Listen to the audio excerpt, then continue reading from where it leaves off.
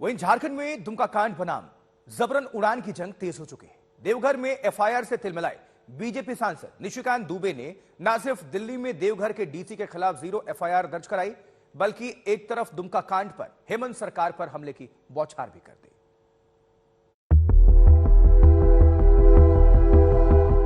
उड़ान पर घमासान में अब दुमका कांड भी जुड़ गया है। देवघर एयरपोर्ट में जबरन एटीसी रूम में घुसने के आरोप में घिरे बीजेपी सांसद निशिकांत दुबे ने दुमका कांड से हेमंत सरकार को घेरा। उन्होंने ट्वीट किया, झारखंड में ग्रूमिंग गैंग सक्रिय है, जिनमें बांग्लादेशी मुसलमान लड़के, कम उम्र के दलित और जनजातीय लड़कियों का शोषण कर रहे हैं। सोरेन सरकार चिरनिंद्रा में है।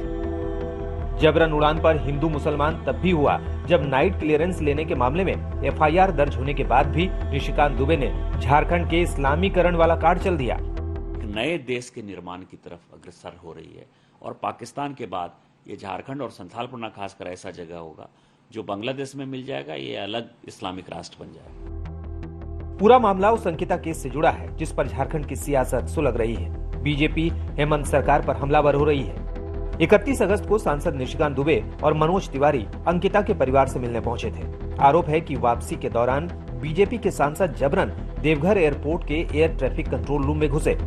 रात में टेक ऑफ लैंडिंग की सुविधा न होने के बावजूद दबाव डालकर अपने चार्टर्ड विमान को रवाना करवाया।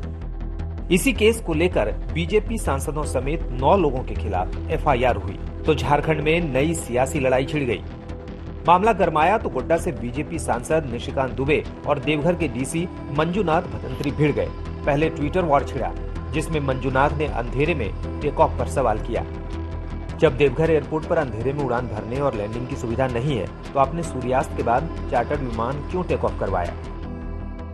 डीसी का आरोप है कि देवघर में सूर्यास्त का वक्त शाम 6:03 है, जबकि निशिकांत दुबे का चार्टर्ड विमान 6:17 पर उड़ा।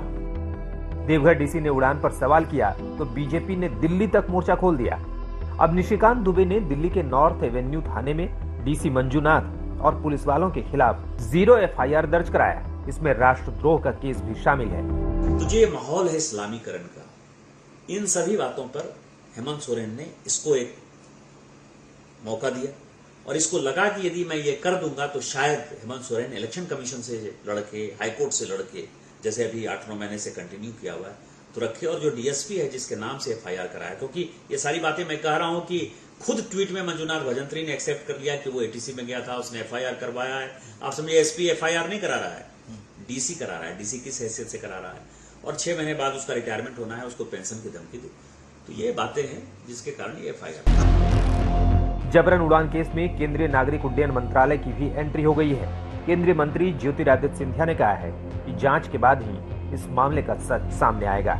देवघर से शैलेंद्र मिश्रा के साथ अमित भारद्वाज, दिल्ली, आज तक।